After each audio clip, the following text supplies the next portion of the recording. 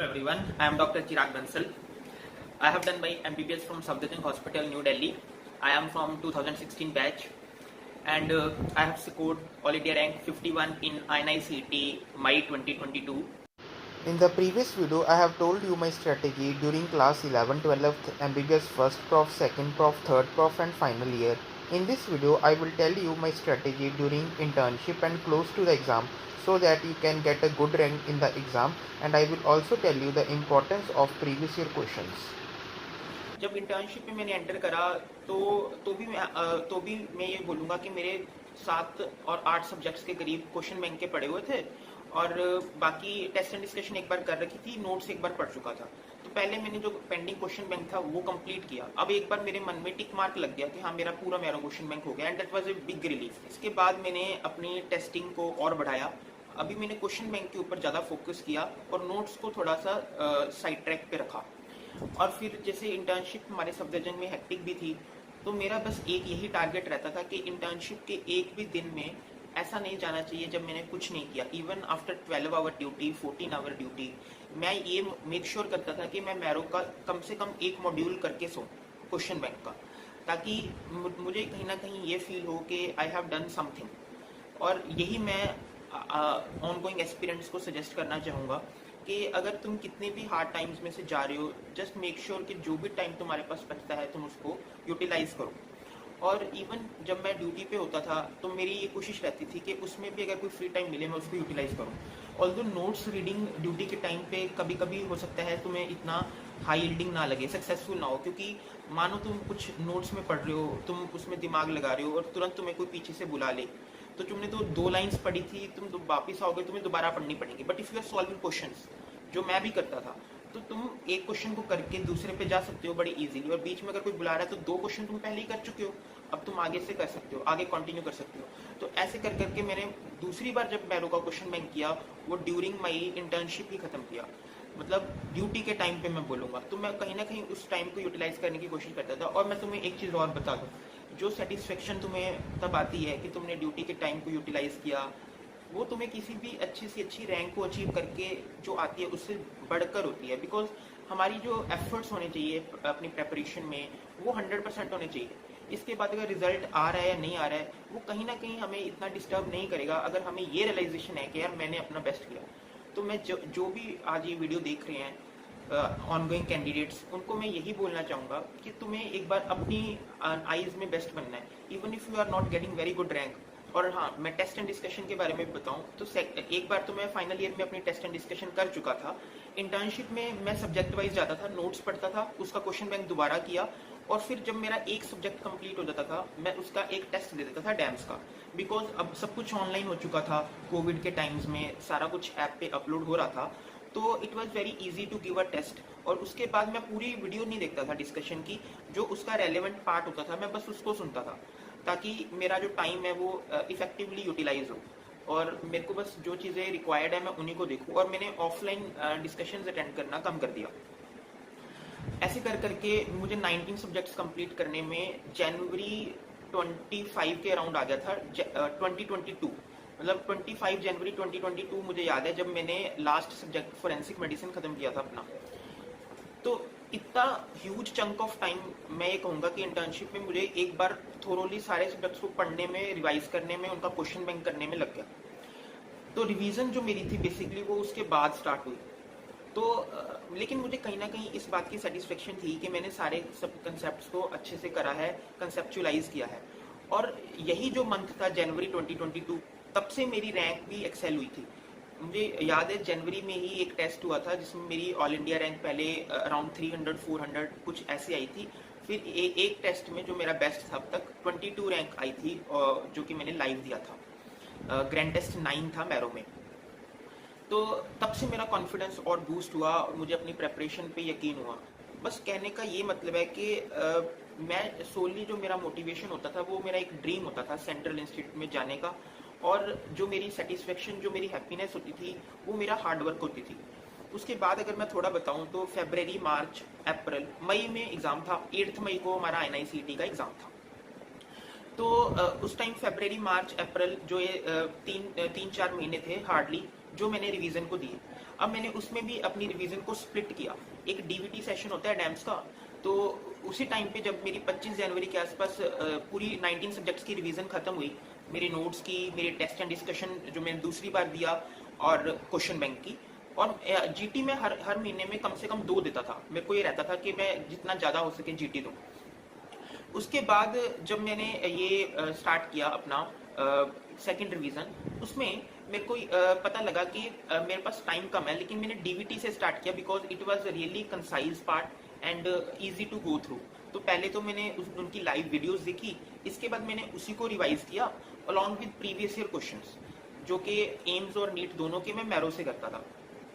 तो अब इतने कम टाइम में मैंने जब प्रीवियस ईयर किया, वो मैंने इसलिए किया ताकि मुझे हाई यील्ड टॉपिक्स पता लगे। मैंने किसी लिस्ट पे, किसी इंटरनेट सोर्स पे, मुझे यकीन नहीं होता था कि सही में यही इंपॉर्टेंट टॉपिक्स हैं। मैं खुद अपनी आंखों से देखना चाहता था कि प्रीवियस ईयर क्वेश्चंस में क्या आ रखा है। तो यही मैं तुम्हें भी रिकमेंड करूंगा कि तुम किसी चीज पे यकीन ना करो कि यार ये इंपॉर्टेंट टॉपिक है। ठीक है, अगर तुम्हारे टीचर बोल रहे हैं जिनको 25 साल का एक्सपीरियंस है, उन पे जरूर करो, लेकिन किसी फेसबुक पे, किसी कहीं पे कुछ ऐसा लिखा है, तुम्हें रैंडम मिल गया, उस पर ट्रस्ट करके उसको नहीं पढ़ना है। तुम खुद अपनी आंखों से प्रीवियस ईयर क्वेश्चंस को देखो। एक प्रीतेश सर की बुक आती है जैसे INICET essence, NEET essence, AIIMS essence, वो भी बहुत अच्छा एक मेरे को लगा, जिसमें अच्छी एक्सप्लेनेशन है। अदरवाइज मैरो में जो मॉड्यूल दे रखे हैं, they are really good enough कि तुम्हारे उससे अच्छे कंसेप्ट बनेंगे, कि तुम्हें पता लगेगा कि कौन से टॉपिक्स इंपॉर्टेंट है। तो उस टाइम पे जब मैं डीवीटी कर रहा था फरवरी में, तो मैंने साथ साथ प्रीवियस ईयर क्वेश्चंस करा, उसमें मुझे इंपॉर्टेंट टॉपिक्स पता लगते थे और इंपॉर्टेंट हाई यील्ड जो थे डीवीटी के नोट्स थे। और उसके रेट्रोस्पेक्टिव अगर मुझे कभी लगता था कि यार ये तो बहुत ही ज्यादा बड़ा टॉपिक आ चुका है, तो मैं अपने मेन नोट्स में जाता था। और अब जब मार्च आया ना, तो मैंने एक नई चीज जो स्टार्ट की, दैट वाज कस्टम मॉड्यूल।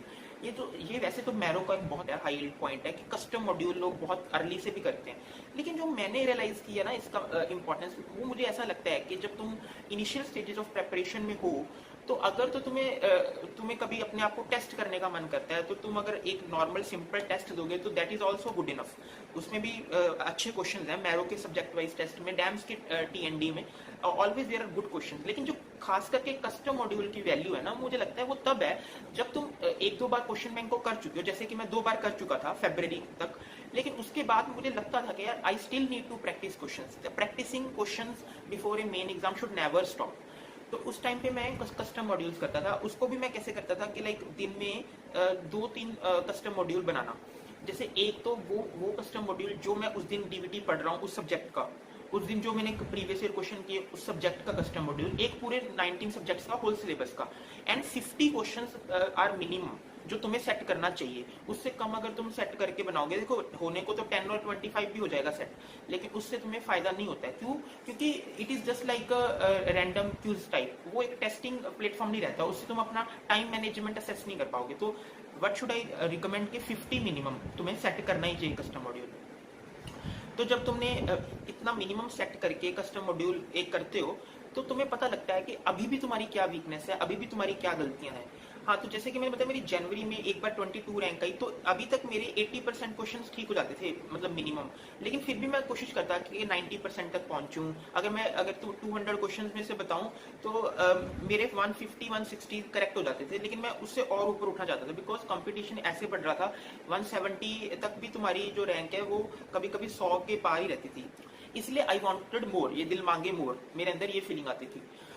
तो फिर मैंने अपनी वीकनेसेस को और असेस किया। इतने कस्टम मॉड्यूल करके मुझे पता लग गया मैं गलतियां कहाँ करता हूँ, और वो फ्रिक्वेंटली आस्क्ड टॉपिक्स में होता है। फिर मैं रेट्रोस्पेक्टिवली उन्हीं चीज़ों के नोट्स पे और फोकस करता नहीं। तो मार्च मेरा ऐसे गया जिसमें मैं कस्टम मॉड्यूल्स करता था और बाकी अपने नोट्स को और हाई यील्ड टॉपिक्स को और प्रीवियस ईयर क्वेश्चंस को।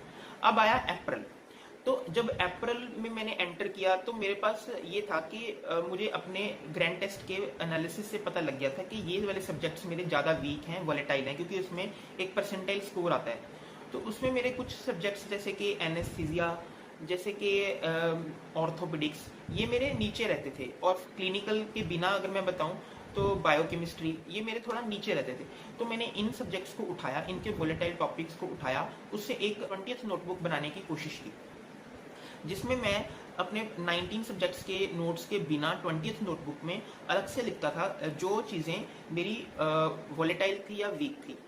और अब मेरी जो अपने आप को टेस्टिंग की और क्वेश्चंस करने की फ्रिक्वेंसी थी वो और बढ़ गई।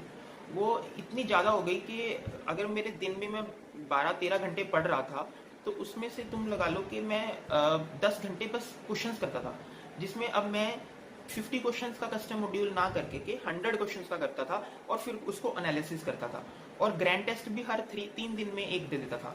तो इतना टेस्टिंग मैंने क्यों किया? क्योंकि अब मैंने इतना थोरोली अपने नोट्स को पढ़ा था, मुझे ऐसा लगता था कि अगर मैंने इस 1 महीने पहले फिर से नोट्स को खोलने की कोशिश की तो मैं हार्डली 1 या 2 सब्जेक्ट्स को पढ़ पाऊंगा, चाहे जितना भी स्पीड में फास्ट कर पाऊँ, हो सकता है 5, 6, 7, लेकिन फिर उस चक्कर में कुछ सब्जेक्ट्स मेरे नहीं हो पाएंगे। इसलिए मेरे को लगता था कि मैं उन हाई टॉपिक्स को पढूं और उनके ही नोट्स को रेट्रोस्पेक्टिवली देखूं।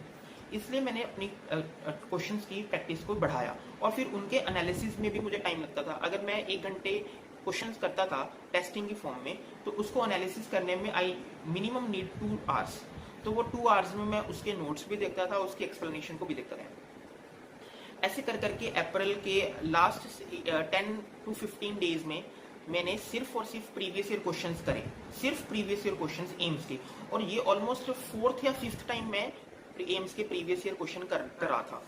तो इनका मुझे इतना फायदा हुआ, मैं तुम्हें बताऊं, तुम्हें ऐसा लगता होगा कि तुमने एक बार प्रीवियस ईयर क्वेश्चंस को कर लिया तो तुम परफेक्ट हो गए, बट ऐसा कभी नहीं होता है। मैंने 4-5 टाइम्स प्रीवियस ईयर क्वेश्चंस को किया, एंड 5th टाइम भी जब मैंने किया ना, ये लास्ट 15 डेज में, तब भी मेरे को लगा कि यार अच्छा ये चीज़ भी थी, इन्होंने ये भी पूछा हुआ है, मुझे कुछ ना कुछ नया मिल जाता था जिसको मैं अपनी मेमोरी में इम्प्रिंट करता था, उनके नोट्स को फिर से ध्यान से पढ़ता था, और मुझे फिर एम्स का टेस्ट जैसे होता है ना, वो कहीं ना कहीं बहुत अच्छे से पता लग गया कि ये क्या पूछते हैं, और फिर मैं उस चीज़ के टॉपिक के नोट्स को बहुत मतलब डीपली अंडरस्टैंड करता था। एंड आई रिमेंबर कि लास्ट ग्रैंड टेस्ट जो मैंने दिया वो 1 वीक बिफोर एम्स मैंने दिया। अब इसके बाद तो जब 2-3 डेज बिफोर, तो वो जो मैंने 20th नोटबुक बनाई थी वही बनाई, and then the day came of 8th मई 2022 जब एम्स का एग्जाम हुआ, and the exam go well, और मेरी one of the best rank मेरे को मिली 51 INI-CET में, and I am hopeful about counselling also.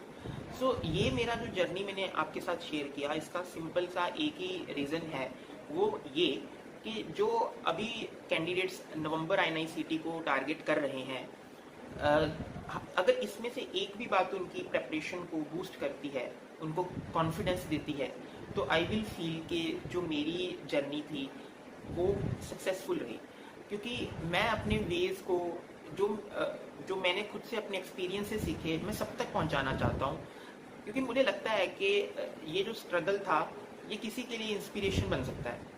And I will be really thankful if you share कि how do you feel about this, और अपने experiences, और अगर तुम्हारी कुछ क्यूरीज हैं तो नीचे कमेंट्स में मुझे ज़रूर बताना, और अगर पसंद आई मेरी वीडियो तो मेरे चैनल को सब्सक्राइब करना और अपने फ्रेंड्स के साथ भी शेयर करना जो ऐसे ही प्रेपरेशन में गुजर रहे हैं। आगे आने वाली वीडियोस में मैं और भी प्रेपरेशन स्ट्रेटजीज के बारे में, मोटिवेशन के रिगार्डिंग वीडियोस बनाऊंगा, और अगर हो सके तो कुछ ऐसी ट्रिक्स भी बताऊंगा जो कुछ टॉपिक्स में जो कि हाई वॉलेटाइल टॉपिक्स होते हैं, उनको लर्न करने के लिए मैंने खुद यूज़ करी थी, वो ट्रिक्स भी आपके साथ शेयर करूंगा।